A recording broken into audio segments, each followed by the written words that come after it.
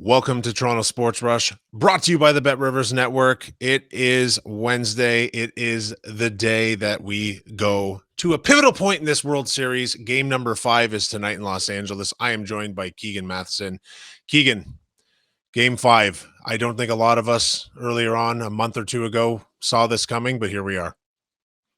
It's amazing. A month or two ago, I didn't think we'd be here. And God, 6 months ago, I thought I would be 3 weeks onto the couch by now. Just deep in the offseason, beard down to here. This is wild.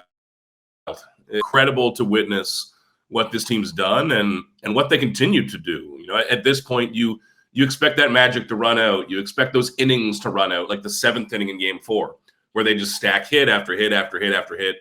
It's always felt like something that the clock would strike midnight on, but it hasn't. And they're doing it against the Dodgers, which is just incredible to witness, beating Shohei Ohtani on the mound. Amazing.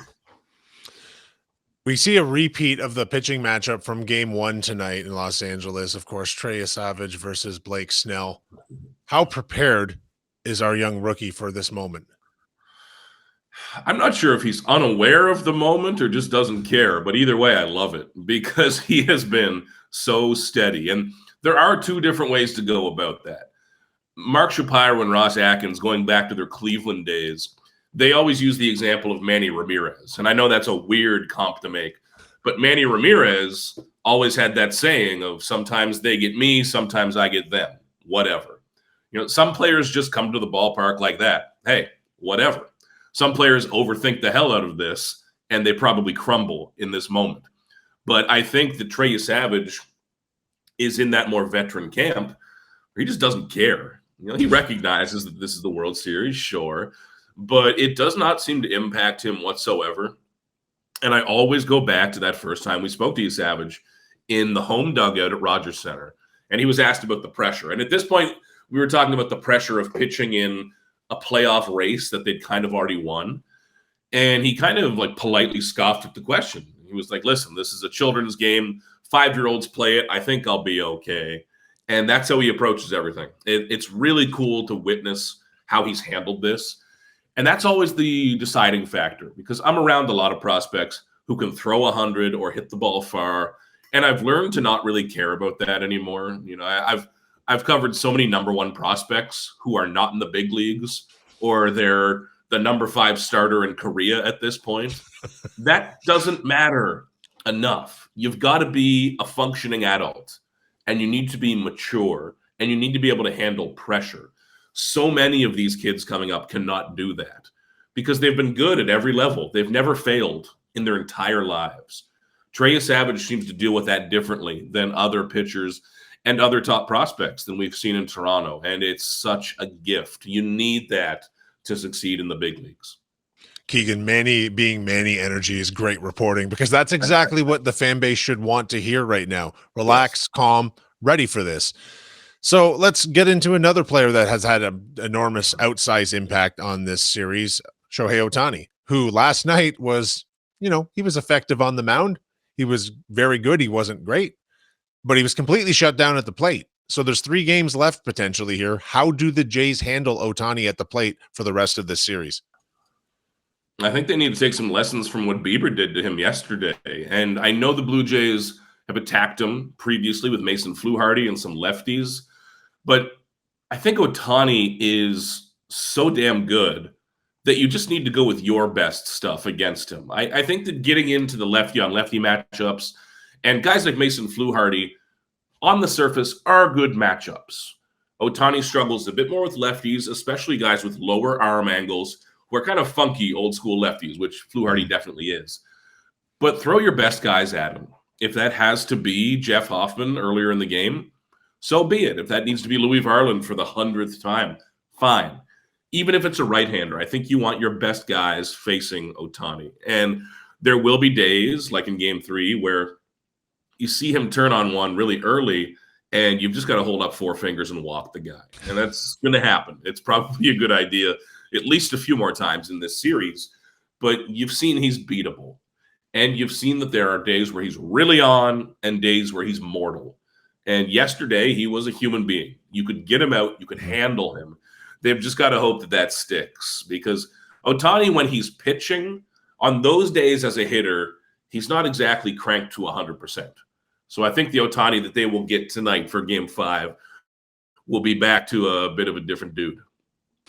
It's sort of an amazing scenario because we are repeatedly putting up four fingers to walk this guy in order to pitch to other former MVPs from the Major League Baseball, and nobody's questioning it. It's like, no, that is clearly the correct decision. It's a remarkable statement of what he brings to the table in this series and just generally in baseball.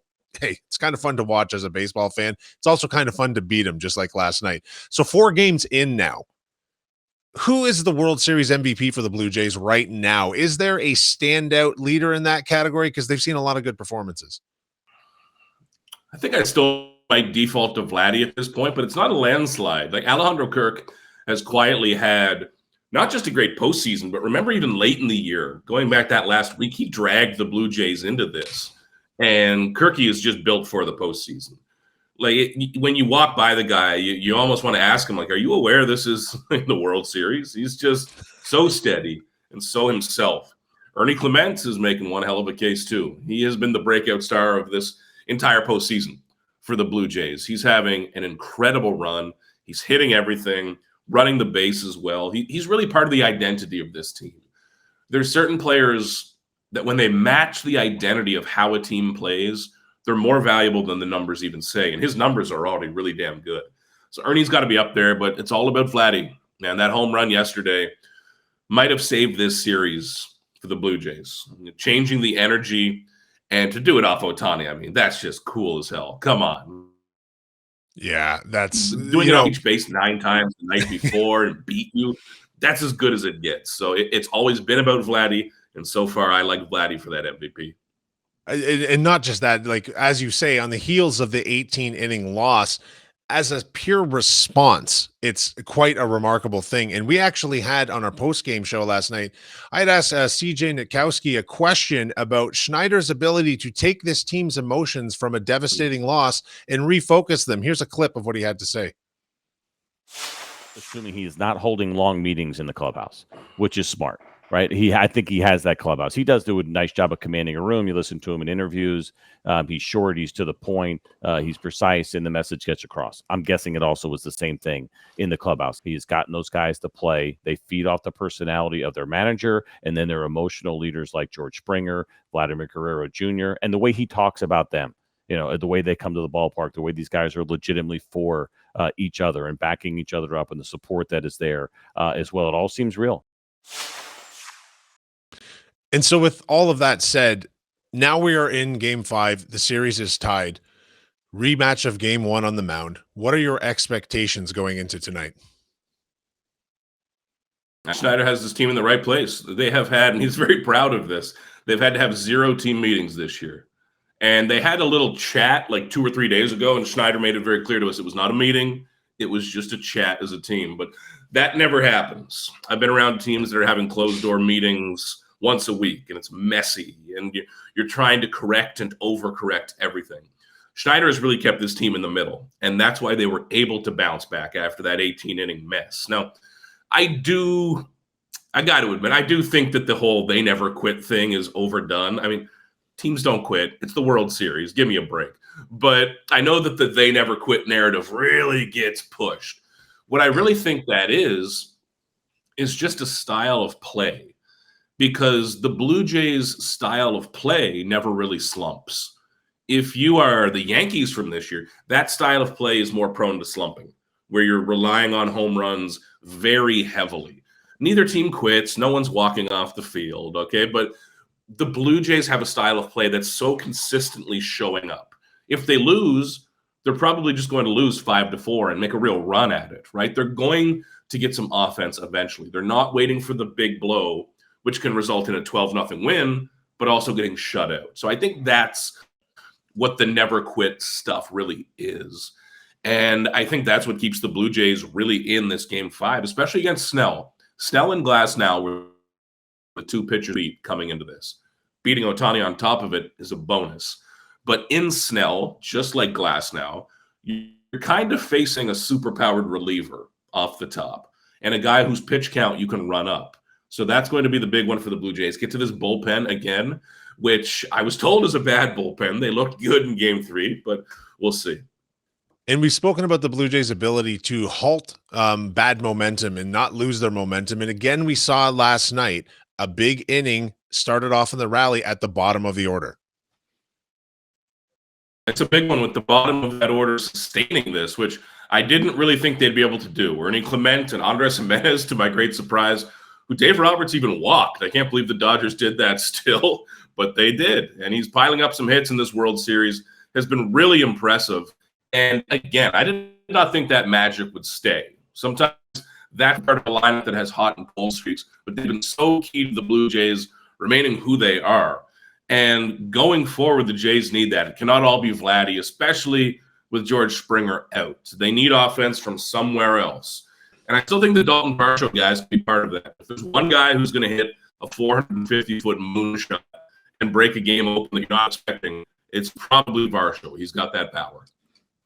Keegan, we're going to wrap this up a little bit early today just because we're experiencing some connection issues because of the completely non-modernized internet connections available to you in California right now. We always appreciate your insights. We hope you have a wonderful Game 5, and we'll see you back on here, I'm sure, shortly because, hey, this thing is coming back home. Thanks for watching Toronto Sports Rush.